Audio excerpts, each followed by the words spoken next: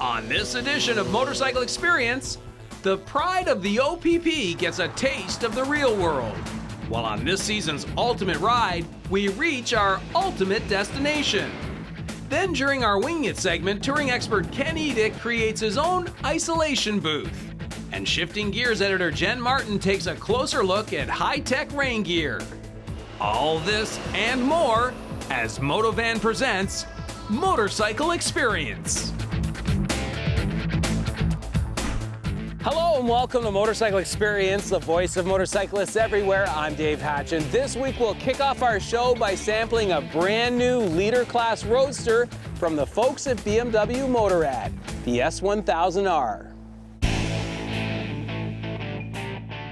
This sharp-edged, fly-by-wire, real-world street fighter was sent into the ring late last year. And at first blush, the tail of the tape would suggest that this is a stripped-down version of BMW's hugely successful racetrack-ready supersport, the S1000R. But that would really be selling this bike short, because this thing is impressive. Sure, there's less ponies under the fairing than the R, acclaimed 160 in all, and yes, the weight is there, it's 3 kilos more than a R, but what really impresses here is the usable power delivery and the electronic goodies. Yes, it comes with the now de rigueur ABS braking and accompanying ASC automatic stability control, but you also get the combination knockout punch that comes with selectable on-the-fly DTC electronic power delivery modes, designed for both wet and dry conditions. And there's selectable DDC, electronic suspension setup modes. And if that's not enough leading-edge technology for you, you can also order the S1000R with an HP Gear Shift Assist Pro. Yep, it's all pretty trick. But you don't have to take my word for it. Here's what loyal viewer Mark Russell had to say after a day in the saddle. So Mark, BMW goes naked, 1000cc sport bike fun. What was your first impression when you saw this morning? Well, it is totally fun. This is a new bike, and I'm familiar with the RR version, which is an awesome sport bike and winning races everywhere. This is a really cool version of it for like all-purpose riding around everywhere, anywhere. It's pretty comfortable. I can't compare it to the RR for speed or power, but it is incredibly powerful and fast. Yeah, that motor is really, really sweet. Would you not say? There's no replacement for that displacement. Oh no, and it may actually be better in the version in this bike than it is in the Hyper Sports bike. The horsepower is a little bit lower, but the torque is higher and it comes on sooner. You have a good variety of adjustments for throttle response that you can choose, and yeah, it's got more than you need everywhere. Right. Did you like the sound of it? Because we were listening to you ride past, and it's quiet, but it does have a nice sound. No, it sounds all rippy and snorty, and when you're slowing down, downshifting, you get little pops and crisp response from the throttle. It sounds cool. It's like a sports bike.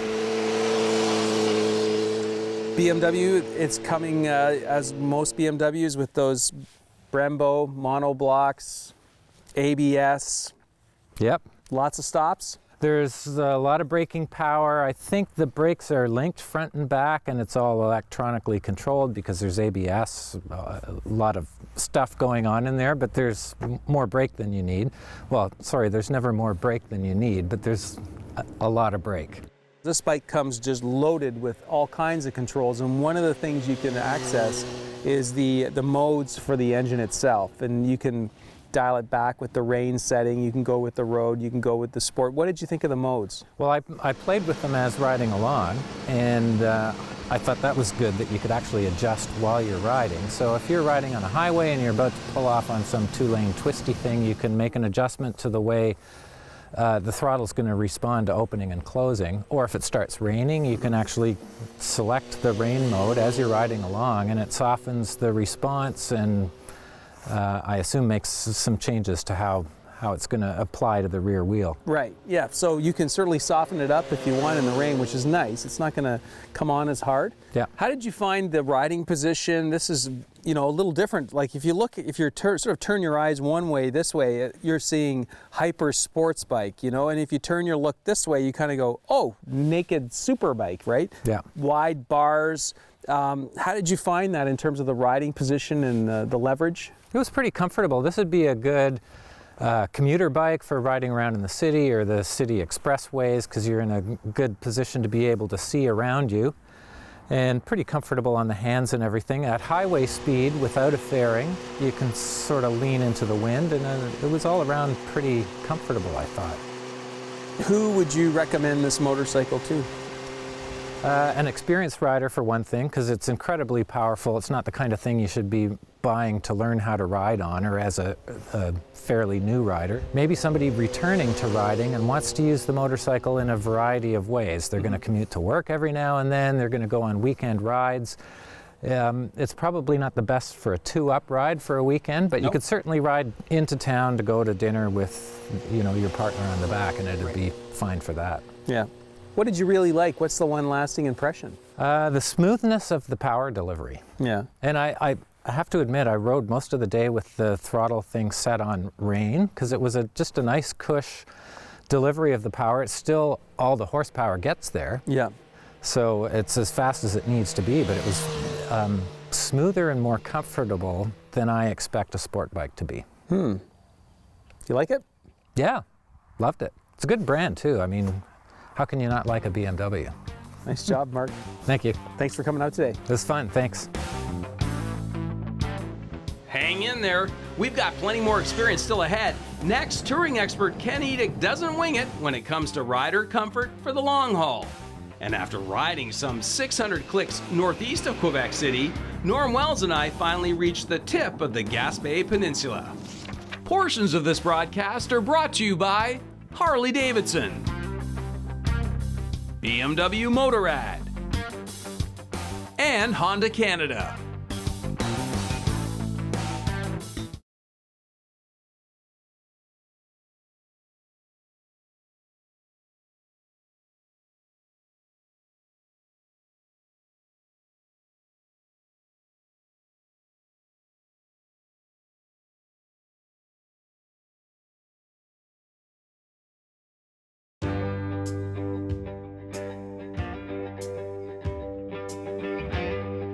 Welcome back as Motovan presents The Experience. I'm Dave Hatch, and it's time now to get some valuable touring advice from a former motorcycle instructor who logged some 200,000 plus kilometers on his last Goldwing.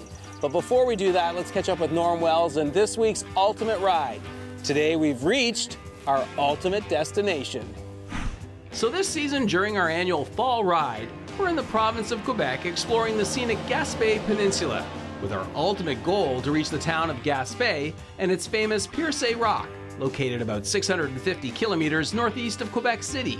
After a couple of days of solid riding on a pair of K1600 GTs, we set out today under a cold steel gray and sometimes rainy sky in the town of Saint-Anne-des-Monts, hugging the south shore of the St. Lawrence as we headed east. Now, after pushing eastward for a couple of hours, the sun has broken out just in time to announce our arrival in the town of Gaspé, leaving me to marvel as to what Jacques Cartier might have felt when he sailed into this region and named it for New France back in 1534. Well, Norm, here we are. It's the end of day 3, about 4 p.m. Mission accomplished. We're in Gaspé, and I have to say we're right here on a little main street, and I'm surprised. This is not what I expected at all. This kind of looks like a mini version of Moncton. Yeah, quite a bit so, and also the rest of the city as we were riding in, I noticed was like, wow, this place it's big. It's big, it's like yeah. a mini metropolitan, and not what I was expecting. I was expecting Gaspé to be quaint, quiet, with cafes by the water, and that was it. Yeah, so, well, we just rode in here, and the sun has finally burst through. There's some blue sky, but man, it's been a crazy day right from the get-go. We started out at Saint-Anne-des-Monts this morning at 8:30. It was cold, it was damp, it was raining, and the first I guess, first half of our journey was just following the coast. Do you remember what that was like? Oh, it's beautiful. I mean, the mountains coming right to the edge and the road skimming along the side, and all the cute little towns that were hidden away in the coves. And yeah, then Grand Valley, everything changed. Yeah, we got to Grand Valley, about a halfway point for us in the journey, and then all of a sudden the road kicked us into the forest and up the mountain, and it was another experience altogether. That twisty road was some fun. I mean, it was just up and down and sideways, and I was like, wow, this is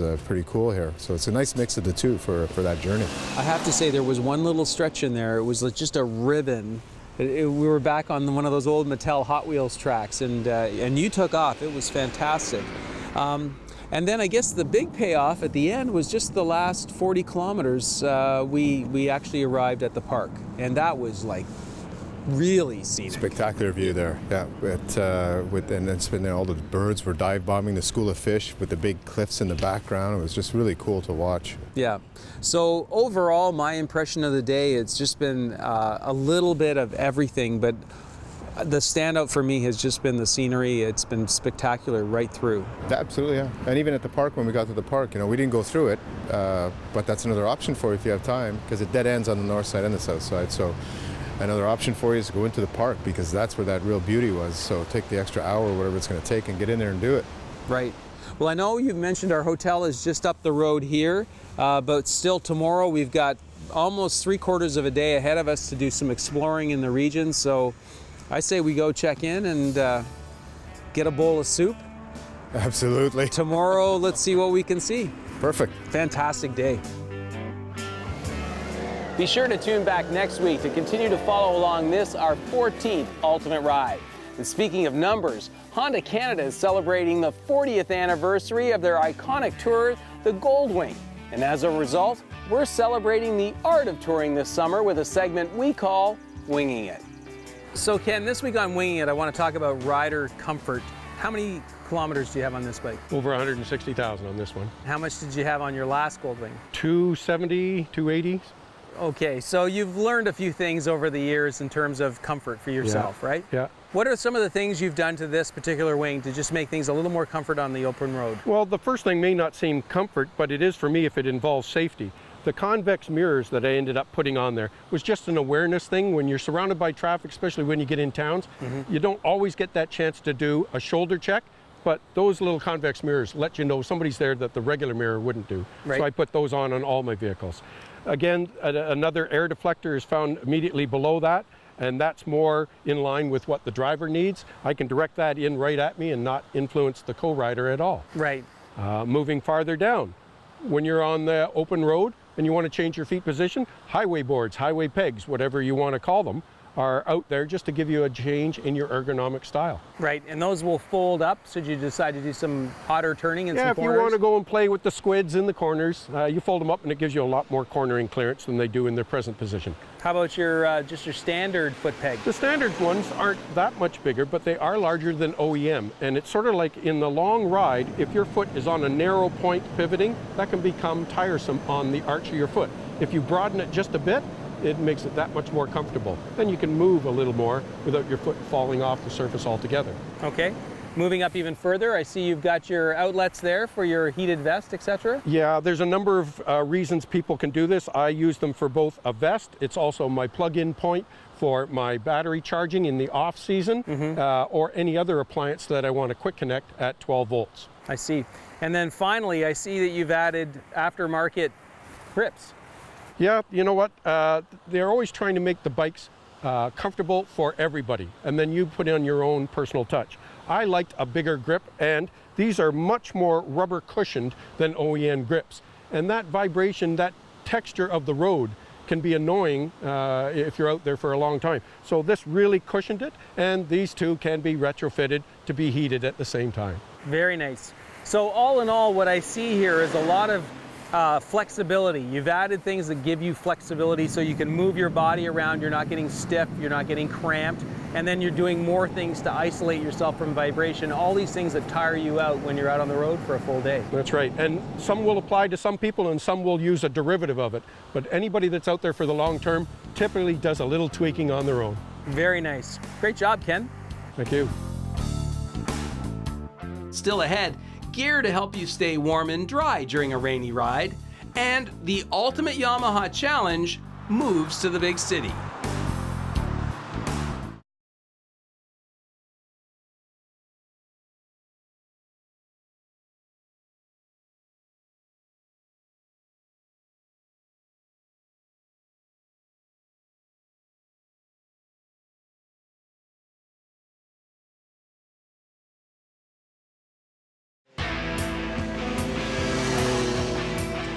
Welcome back as Motovan presents the experience. I'm Dave Hatch, and it's time now for this week's installment in the Yamaha Ultimate Challenge. Now, OPP Constable Anthony Mann is back this week on his Yamaha R3 and he's ready to rock.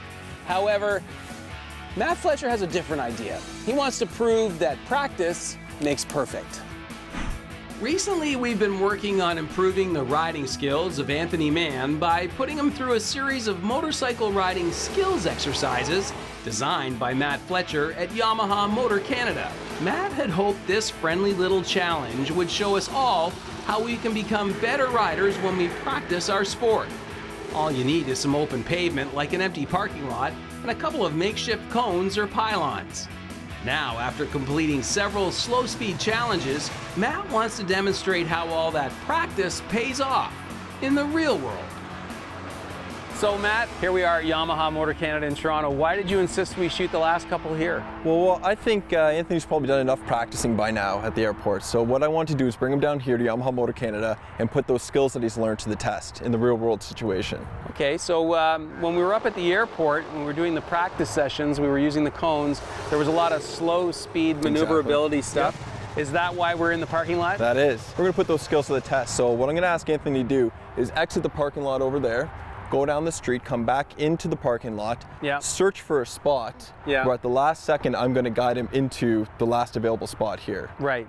So, well, rather than you waving your hands around and say park here, why don't we just say right now that Anthony should park it between the Audi and the Toyota over there? Yep. Why don't we just do that? Very simple, put him in that spot. Sounds good. Okay. All right, Anthony, so if you want to gear up, head out on the west side of the parking lot and we'll just watch you put those skills to the test. Sounds good. Okay.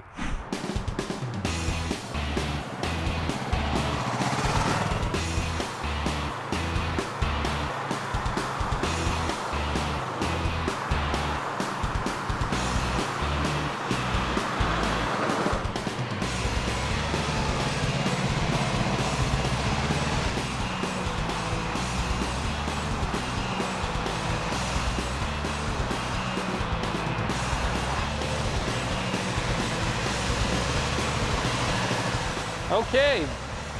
Great job. Pretty good, not bad. Hey, that was pretty good. You know, I was a little dubious about this whole thing, but it looked like it paid off in terms of the practice. Well done. Thank you. So that was pretty good. You know, I was watching you come into the parking lot and I was thinking, okay, we've had the slow cone maneuvering challenge, and then you had the circle challenge. We're going to put it all together, and I thought he was a pretty good parking lot attendant. He was just missing the vest. And the flashlight. So what were you thinking? What were you putting to use when you came into the parking lot? Well, those challenges that we practiced really applied here. Coming into the corner and then the turn, you know, good look, shoulder check, and then it was right to feathering the clutch and rear brake, and looking where I wanted to go. Right. And into the turn I came into. People need to remember that the parking lots, they're busy places. Cars are backing up. They may not see you. We're not as visible as you know, a larger vehicle. Yeah. You know, pedestrian traffic, small children in between cars, we may not be able to see them as correctly. So we need to ensure that, you know, we're in control of our bike at all times. Right. To me, it looked like you were doing just, you know, the right amount of feathering, rear brake, eye lead. You put it all together. Came together nicely. Nice job. Thank you. Good stuff. Well, I gotta say, Anthony handled the parking lot attendant challenge just fine.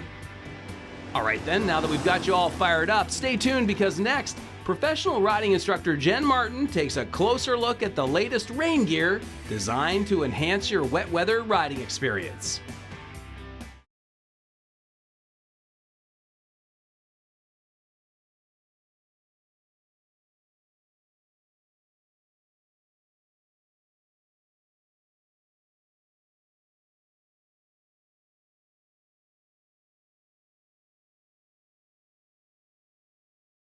Portions of this broadcast are brought to you by Harley-Davidson, BMW Motorrad, and Honda Canada. Welcome back as Motovan presents The Experience. I'm Dave Hatchin. Now that we've got you all ready to go for a ride, let's wrap up by paying a visit to the Toronto Motorcycle Show to see what's new in the land of rain gear. Joining us now is the Chief Riding Instructor at Georgian College, Jen Martin. So Jen, here we are at the Toronto Motorcycle Show. We're in the Harley-Davidson booth, and we've been poking around before the doors open to the public. And this has been great because it's allowed me to sort of dig into things and find out, what is happening in terms of the industry and leading edge, cutting edge technology with all things. And I thought this would be a great time to talk about rain gear because, obviously as a motorcyclist, you're going to get rain once in a while. You're going to ride into some rain. You're going to come home into some rain. Yeah. It's going to happen. Yeah, like the season we had last season. If you didn't ride in the rain, you weren't going to ride. So yeah, definitely, it'll help prolong your riding. Yeah. And you want to be dry for sure. Right. Well, dry also, I think, equates to being safe because Yes. if you're being distracted by water running down the back of your neck or pooling in your crotch, you're not concentrating on the ride. Exactly. And once it starts to rain, the handling of your motorcycle will change a little bit, and so it requires full attention. So you do want to be comfortable. So what'd you find? Well, I can't believe what's out there nowadays. Like for instance, Harley has these gaiters, pull over your boot. Nothing worse. Nothing worse than wet boots, wet feet. Yeah. Cold, damp. This allows you to pull this right over your boot. I found these gloves. This is sort of the very latest thing in terms of glove technology. They're pre-curved. I mean, not only are these super waterproof, they're also super warm. There's nothing worse than cold hands in the rain, but they're also pre-curved so that it lessens the amount of fatigue because you're not forcing your hands to curve around the... And I like those. Those are the gauntlet style. Those are great. Gauntlet style, pull them right over your rainwear. No water dripping down. They've got saddle protectors, if you will, so you can pull this over your saddle, keep your saddle dry.